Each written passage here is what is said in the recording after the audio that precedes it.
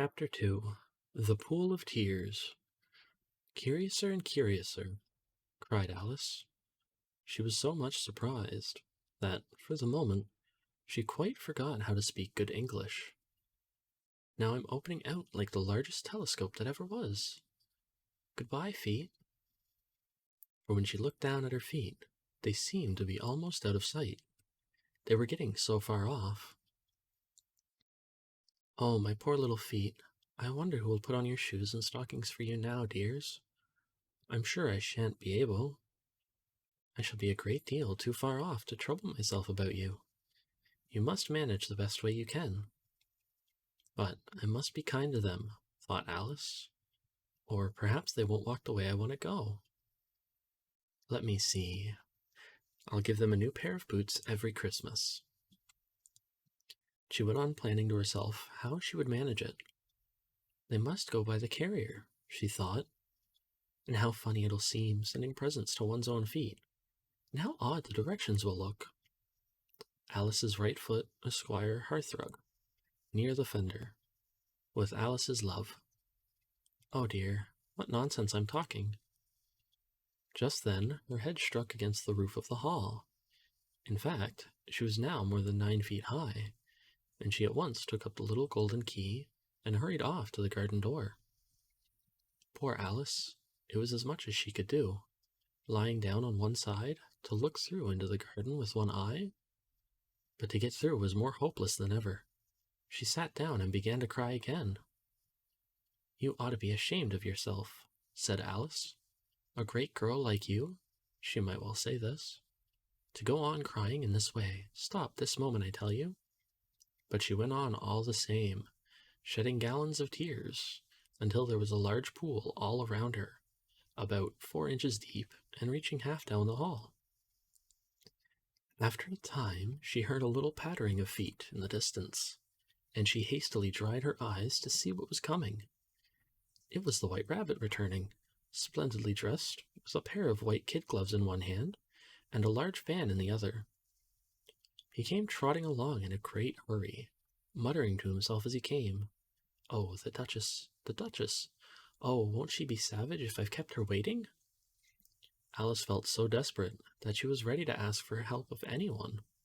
So, when the rabbit came nearer, she began in a low, timid voice. If you please, sir.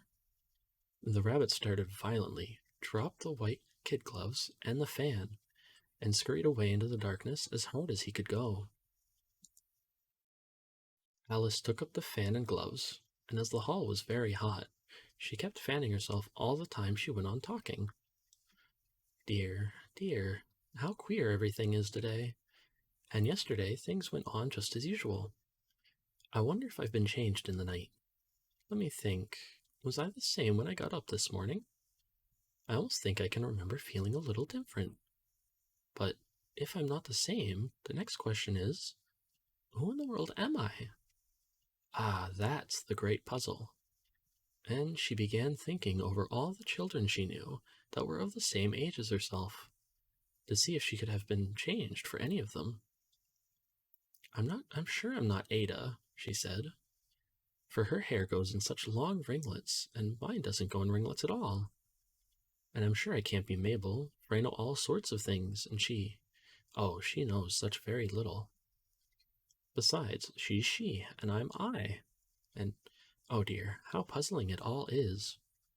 I'll try if I know all the things I used to know. Let me see. 4 times 5 is 12, and 4 times 6 is 13, and 4 times 7 is... Oh dear, I shall never get to 20 at that rate. However, the multiplication table doesn't signify. Let's try geography. London is the capital of Paris, and Paris is the capital of Rome. And Rome... No, that's all wrong, I'm certain. I must have been changed for Mabel. I'll try and say, how doth the little? She crossed her hands on her lap, as if she were saying lessons, and began to repeat it. But her voice sounded hoarse and strange, and the words did not come the same as they used to do. How doth the little crocodile improve his shining tail, and pour the waters of the Nile on every golden scale? How cheerfully he seems to grin, how neatly spread his claws, and welcome little fishes in with gently smiling jaws. I'm sure those are not the right words, said poor Alice, and her eyes filled with tears again, as she went on. Ah, I must be Mabel after all, and I shall have to go and live in that poky little house, and have next to no toys to play with, and oh, ever so many lessons to learn. No, I've made up my mind about it. If I'm Mabel, I'll stay down here. It'll be no use their putting their heads down and saying, Come up again, dear. She'll only look up and say, Who am I then? Tell me that first, and then, if I like being that person, I'll come up. If not, I'll stay down here till I'm somebody else. But, oh dear, cried Alice, with a sudden burst of tears, I do wish they would put their heads down. I'm so very tired of being all alone here. As she said this, she looked down at her hands and was surprised to see that she had put on one of the rabbit's little white kid gloves while she was talking. How can I have done that? She thought. I must be growing small again. She got up and went to the table to measure herself by it, and found that, as nearly as she could guess, she was now about 2 feet high and was going on shrinking rapidly. She soon found out that the cause of this was the fan she was holding, and she dropped it hastily just in time to avoid shrinking away altogether. That was a narrow escape, said Alice, a good deal frightened at the sudden change, but very glad to find herself still in existence. And now for the garden, and she ran with all speed back to the little door. But alas, the little door was shut again, and the little golden key was lying on the glass table as before. And things are worse than ever, thought the poor child, for I never was so small as this before, never. And I declare it's too bad that it is. As she said these words, her foot slipped, and in another moment, splash! She was up to her chin in salt water. Her first idea was that she had somehow fallen into the sea, and in that case I can go back by railway, she said to herself. Alice had been to the seaside once in her life, and had come to the general conclusion that wherever you go to on the English coast, you find a number of bathing machines in the sea. Some children digging in the sand with wooden spades, then a row of lodging houses, and behind them a railway station. However, she soon made out that she was in the pool of tears which she had wept when she was 9 feet high. Wish I hadn't cried so much, said Alice, as she swam about trying to find her way out. I shall be punished for it now, I suppose, by being drowned in my own tears. That will be a queer thing, to be sure. However, everything is queer today. Just then she heard something splashing about in the pool, a little way off. She swam nearer to make out what it was. At first she thought it must be a walrus or hippopotamus. But then she remembered how small she was now, and she soon made out that it was only a mouse that had slipped in like herself. Would it be of any use now, thought Alice, to speak to this mouse? Everything is so out of the way down here that I should think very likely it can talk. At any rate, there's no harm in trying. So she began. Oh, Mouse, do you know the way out of this pool? I am very tired of swimming about here, oh, Mouse. Alice thought this must be the right way of speaking to a mouse. She had never done such a thing before. But she remembered having seen in her brother's Latin grammar, a mouse of a mouse, to a mouse, oh mouse. The mouse looked at her rather inquisitively, and seemed to her to wink with one of its little eyes. But it said nothing. Perhaps it doesn't understand English, thought Alice. I dare say it's a French mouse, come over with William the Conqueror, for, with all her knowledge of history, Alice had no very clear notion how long ago anything had happened. So she began again. Oh, est ma chère, which was the first sentence in her French lesson book.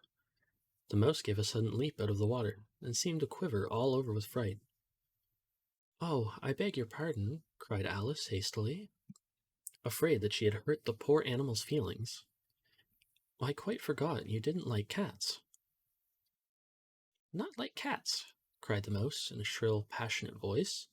Would you like cats if you were me? Well, perhaps not, said Alice in a soothing tone. Don't be angry about it.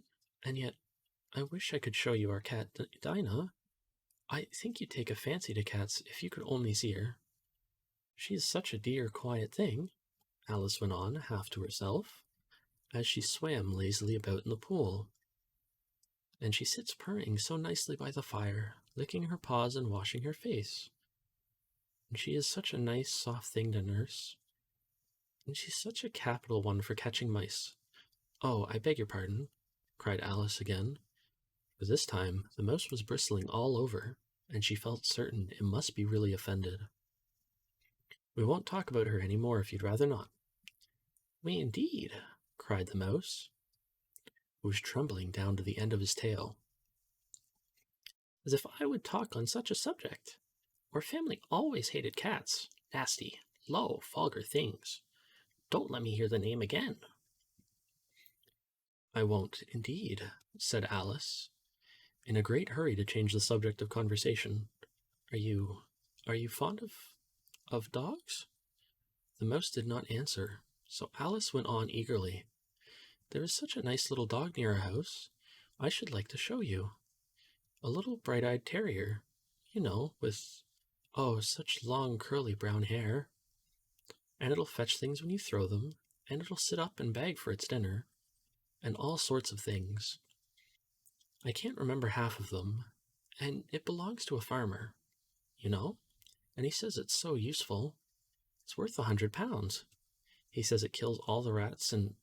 Oh dear, cried Alice in a sorrowful tone.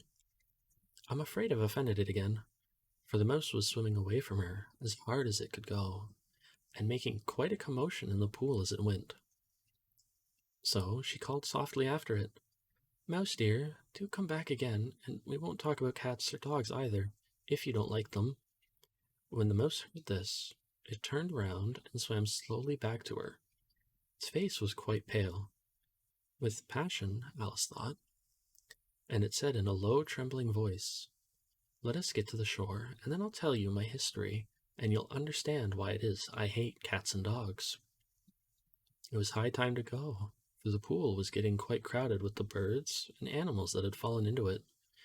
There were a duck and a dodo, a lory and an eaglet, and several other curious creatures.